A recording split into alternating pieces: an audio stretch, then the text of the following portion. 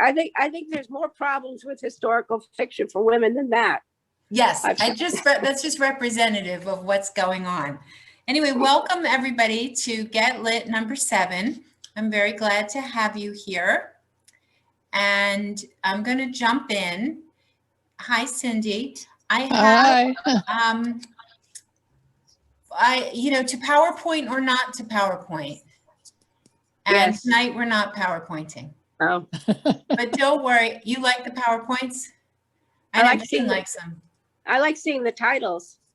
Right. It's good. I know it's good to see the covers of the books, but I will send you all the titles. Hi, Caroline. Hi. I will send you all the titles. It's just I didn't have one ready for tonight, and this way I get to see all of your faces. I have a small screen, and when I put on a PowerPoint, I don't get to see you. Oh, And that makes me sad. Okay, so to start out, I will give you some publishing news. A couple of things. The first thing is I sent out an email that some of you received that was the clip from Stephen Colbert. Did anyone watch that? So for those of you who don't know what I'm talking about, the night of the Super Bowl, does anyone watch Stephen Colbert's show? Yeah. no. Yeah. So the night of the Super Bowl, he said, "This is the Super Bowl commercial that you all wish you had seen and you didn't." And then he proceeded to do a commercial, a fully produced commercial for Foggy Pine Bookstore in Right. North Yes. Carolina, right? Mhm. With Tom Hanks and Sam Elliott doing the voiceover. And Foggy Pine didn't know they were doing it. It was just fantastic. Mm-hmm. Yeah. I'm so sorry. Of course, a bookstore like that would never have the money. And here's Stephen Colbert like gifting them a commercial. And it was just a beautiful thing. I loved it. He's from South Carolina. That's why. Yeah, it was from he's from Charleston. It was really wonderful. I seriously cried. What? So that was beautiful. The second piece of news, Diana Lamy had coincidentally asked me if this book, Melania and Me, do you know about that book? If it was popular in our bookstore, which it was not. It did not sell very well.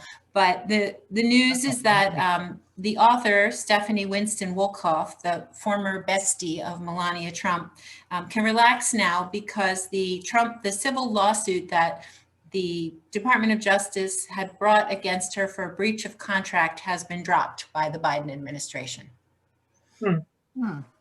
So she can rest easy. Mm-hmm. And then the final piece of publishing news is another award piece of news, which is that they announced the long list for the 2021 Penn Faulkner Award for Fiction, which is a very prestigious award. And the Penn Faulkner Award Committee Chair, Louis Bayard, said, "These extraordinary times have called forth extraordinary art, and the 10 titles chosen for our long list are a powerful reminder that fiction is essential as ever." Hear, hear. Here is a quick look at, wait, hold on, I gotta get on the right screen. Okay.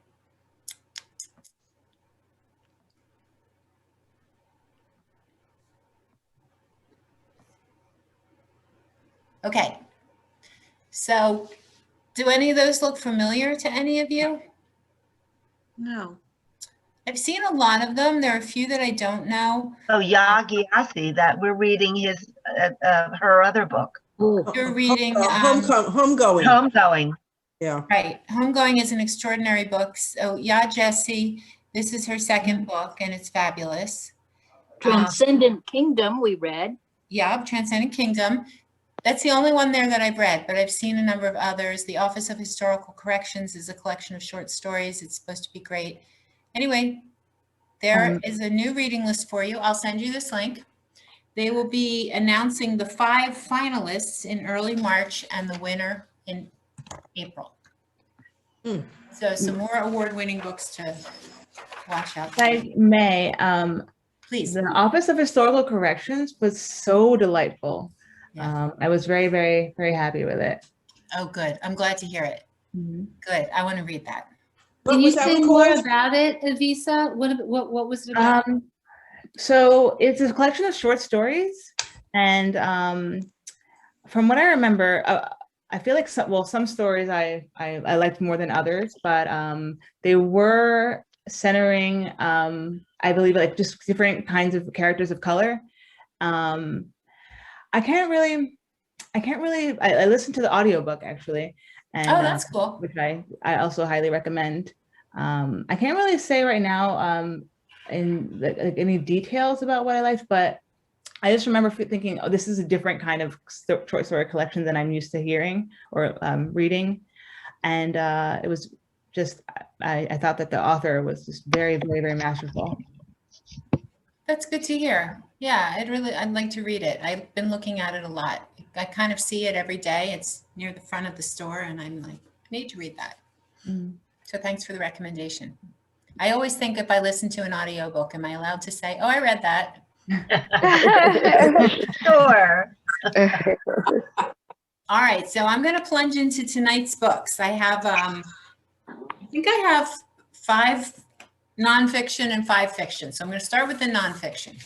Book number 1 from Bill Gates. Have you heard of this author? Yes.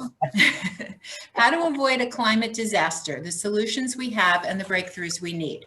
So Bill Gates sets out a wide-ranging, practical, and accessible plan for how the world can get to 0 greenhouse gas emissions in time to avoid climate catastrophe.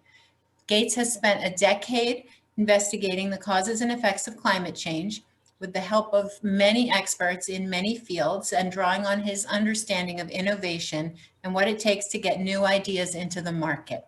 He describes areas in which technology is already helping to reduce emissions, where and how the current technology can be made to function more effectively, where breakthrough technologies are needed, and who is working on these innovations. And he lays out a practical plan to get us to 0 emissions, suggesting not only policies that governments can adopt, but things that we can do to work toward this. I want to just read you a little bit from the beginning of the book. And I think you'll very quickly get a sense of the tone of the book. There are 2 numbers you need to know about climate change. The first is 51 billion. The other is 0. 51 billion is how many tons of greenhouse gases the world typically adds to the atmosphere every year. Although the figure may go up and down a bit from year to year, it's generally increasing. This is where we are today. 0 is what we need to aim for, to stop the warming and avoid the worst effects of climate change, and these effects will be very bad. Humans need to stop adding greenhouse gases to the atmosphere. This sounds difficult because it will be. Anyway, I just think it's very accessible. You know, his tone is just very plain and straightforward, and I feel like he could be a really good spokesperson for this issue. I mean, you know, we know he's a smart guy. He also was born on the same day I was. Same day, I don't know what year. He was interviewed about this book and about the criticism that he has received. Camp people. Wait a minute. Go ahead, Bev. Yeah, the criticism he received because, you know, he flies a lot. Oh, His right. carbon imprint is heavy, Right. but he responded to that criticism by saying all the things he does in his personal life in terms of driving an electric car and other things that he does to Right. mitigate that effect. So, well, and he's also had a lot of experience from what I've read, with working in the Bill and Melinda Gates Foundation, I'm working with vaccinations and things like that, feeling that climate change couldn't be an important issue because whatever needed to be done would harm these developing countries. But now he sees climate change is just going to harm everyone. So the book has gotten some interesting reviews. Science magazine says Bill Gates is not a climate scientist. He explains that he came to climate science indirectly via issues of energy poverty that arose as part of his health and development work. And he says, I'm aware that I'm an imperfect messenger on climate change. The world is not exactly lacking in rich men with big ideas about what other people should do or who think technology can fix any problem. So he's being pretty straightforward. Yes, Key, there are quite a lot of, it is a big trend in publishing, books about climate change, both in fiction and nonfiction. It's very, very true. We started a new display in our bookstore for books about environmental issues, and I was worried I wasn't going to be able to fill it, but I'm having no problem filling it. So this sounds like a very interesting book. Anyway, I will move on in the interest of time. The next big book that came out today is from a different Gates, Henry Louis Gates, very esteemed professor. And this is a book called The Black Church. This is our story. This is our song. And this is a book that goes along with a PBS 4-hour series that is premiering today. So you're with me instead of with him. Thank you. Anyway, in this book, he combines reflections on his childhood with centuries of history in a thoughtful examination of the Black Church in America. Blending research, interviews with scholars, and insights from his own life, Gates illuminates the central role of the Black Church in the movement for social justice and the support network it has been for a community often in need of safe spaces. Gates, who describes himself as a spiritual person, said recently at a news conference that while he is a critic of the Black Church's history of male domination and homophobia, he has celebrated its culture and rejoiced in what it has overcome. When Black people come together for worship, he said, it is a celebration of our culture, our history, of who we are, of how we got over, of how we survived the madness, the claustrophobic madness of hundreds of years of slavery, and then a century of Jim Crow, and then anti-Black racism we saw manifest itself at the Capitol. So he brings in a lot of his life, growing up in a small segregated West Virginia town, moving forward through his career, talking about how the Black Church has always been more than a sanctuary. It's been a place to nourish the deepest human needs and dreams of the African American community.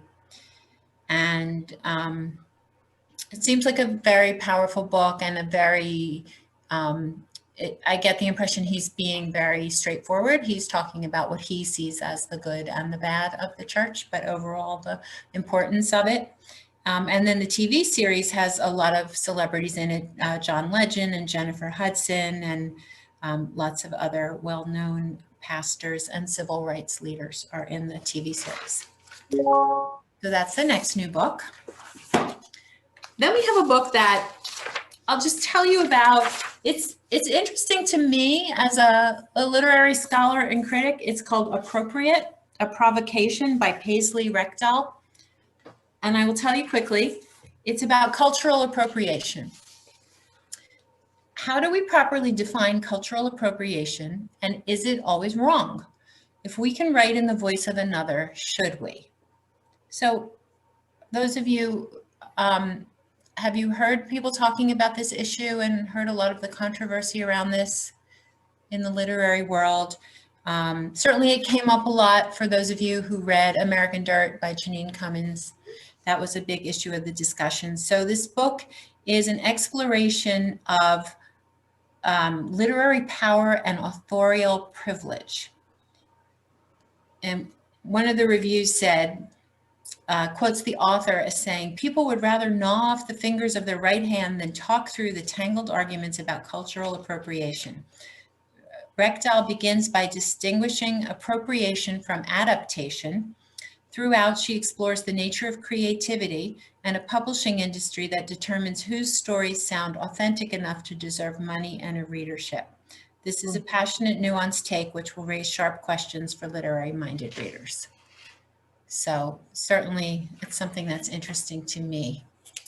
The next book I have today is called The Daughters of Kobani. And this is a book about female fighters.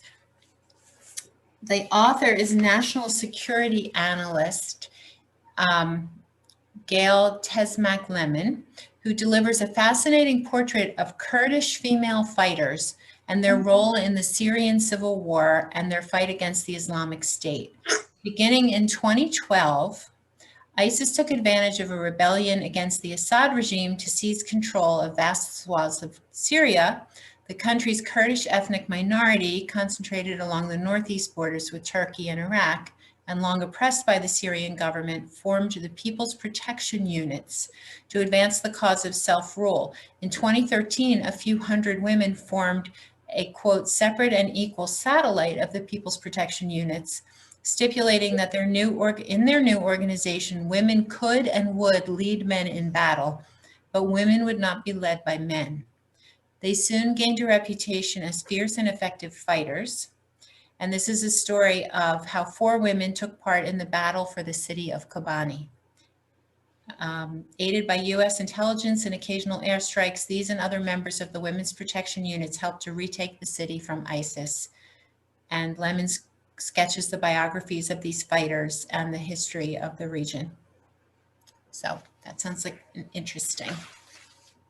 And then my last nonfiction book for today, The Sum of Us, What Racism Costs Everyone and How We Can Prosper Together by Heather McGee, who is an economics expert.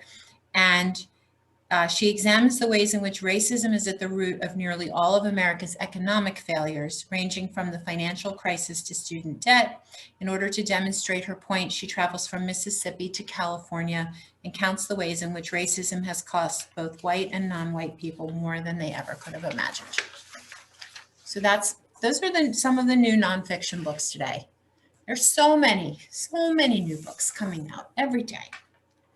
Now I'm going to jump into fiction, if you're all ready for the change. The first one is All Girls. It's kind of fun cover there, a little fabric, by Emily Layden.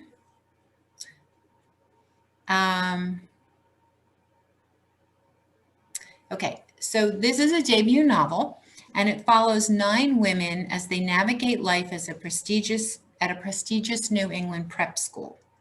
Their typical adolescent angst over academic and social success is played out against the backdrop of a scandal. The school is hoping to keep its secrets, but ultimately they're exposed.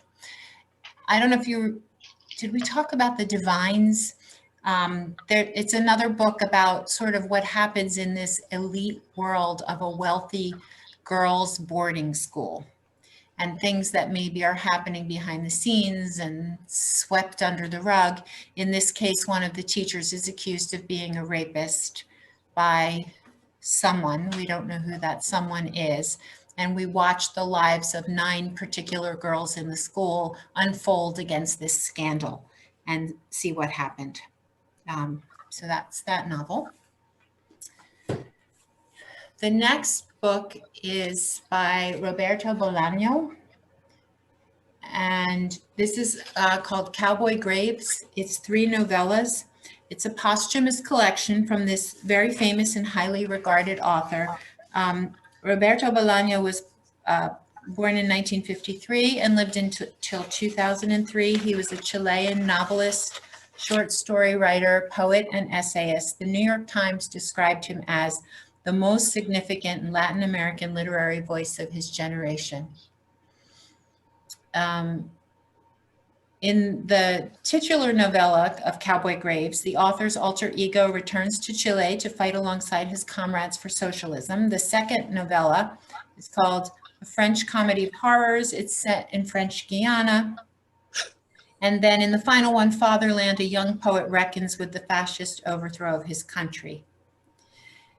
Now, here is some commentary about the book. According to The Guardian, the Chilean writer's posthumous novellas may be the most autobiographical fiction he wrote, but the uninitiated should seek out his 2 masterworks first. So if you're interested in learning about Bolaño and you've never read him, they recommend other books.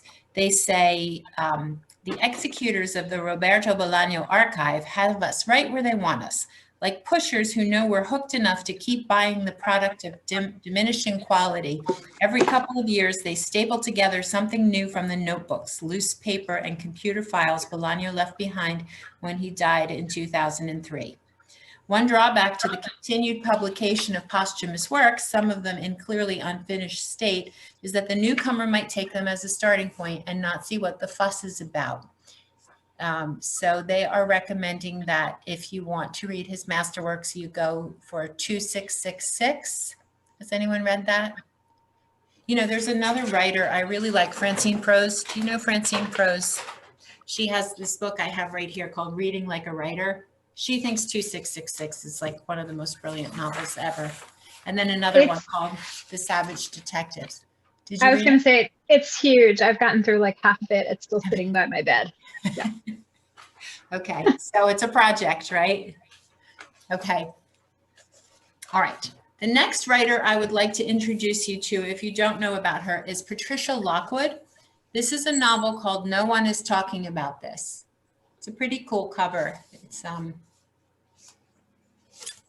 anyway, she's a poet. She published poetry first, and she got a lot of attention in 2017 for her memoir, which was called Priest Daddy, a wickedly funny memoir about moving back in with her parents. For 8 months in 2013, Lockwood and her husband, Jason, moved back to Kansas City to live in her childhood home. It's a situation colored in no small way by the presence of Lockwood's larger-than-life family, particularly her father, a practicing and yes, married Catholic priest who loves sports cars, guns, and watches action movies in his underwear. So now she's writing a novel. In No One Is Talking About This, a woman goes viral on Twitter and then travels the world to meet her adoring fans. It's not long before the protagonist is left to grasp the insignificance of the internet as she is faced with unexpected and urgent challenges in her personal life. What the critics say about Patricia Lockwood: her supreme intelligence and wildly imaginative, offbeat sense of humor always comes to the fore. Lockwood explores as only she can what it feels like to be extremely online. What might be even more remarkable than the novel's humor and insight is how much heart it has too. You know, Key, you said there was a trend for novels about climate change. I think there's also a trend for novels about the internet, or novels about social media. We had talked about the one by Lauren Euler, and this one is written, I read a few pages of it. It's written in very short sections, and the language is smart and interesting and complicated and poetic, and it's not a quick read. You know, you really have to kind of figure out what she's talking about, but yet it's brilliant at the same time. So it seems like a really interesting book. Now, to totally switch tones, this is The Echo Wife by Sarah Gailey. And this is more science fiction, maybe. The plot is about a man whose wife discovers that he's having an affair, and the person he's having an affair with is her, in that she's done some amazing scientific research, and using her research, he has created a clone of her. Oh, gee. But this clone has only the characteristics that he wants it to have. Wow. Whoa. But then she finds out what's going on. They have a big confrontation, and he winds up dead. And so she and the clone have to work together to hide the murder. What's that called? Yeah, just gonna say The Echo Wife. The Echo Echo Wife. Wife. It sounds fun, right? That sounds hysterical. Who's the author? Who's the author? Her name is Sarah Gailey. I'm going to send you the name, Gailey. I will send it to you. All right, thank you. Okay. Yeah, it sounds fun. Okay, and then we talked about one short story collection. This is a new short story collection, Girls of a Certain Age by Maria Edelman. And this is getting a debut collection featuring women and girls adrift in the world from broken homes, broken relationships, broken senses of their own identities. It sounds cheerful, right? The narrators of these stories explore worlds marked by a bleak sense of anonymity, and they're largely urban tales. All seem to be just faces in the crowd. Wow, that really made that book sound good, didn't it? But the stories are supposed to be really good. And then the last book I'll tell you about tonight, and then I would like to talk to you all, is this. And Wow. I just, Shine on it. You can't see it. okay. It's called The Tale of the Mandarin Duck. And the author is Bette Midler. And the photographs are by Michiko Kakutani. Do you know who she is? Kathy, you know who she is. She's the revered and esteemed ex-book critic of the New York Times. So apparently there was a Mandarin duck who came to Central Park and hung out there for a while. And people really loved it and came to watch it. And so they wrote a story about the Mandarin duck, and it has this absolutely gorgeous photography in it. And then the other parts have illustrations. I mean, it's a children's picture book, but it's worth having a look at because, I mean, I'm sorry I missed meeting the duck. Look, it's gorgeous. Oh, yeah. Gorgeous. Really beautiful book. Mhm. So I thought I would end on that cheerful note. So those are all the books that I have to talk to you about tonight.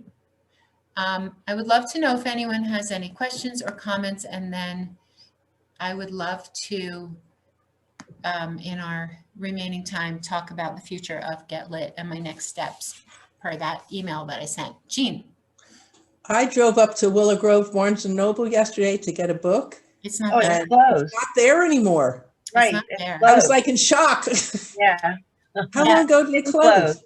It's been closed. It closed in the beginning of January. Right, right. They're doing something with it. They were working on it. I don't know what's coming Hey, in. the whole shopping center is changing. The landlord kicked everybody out. He's tearing down the shopping center and he's Right. building a fancy apartment complex.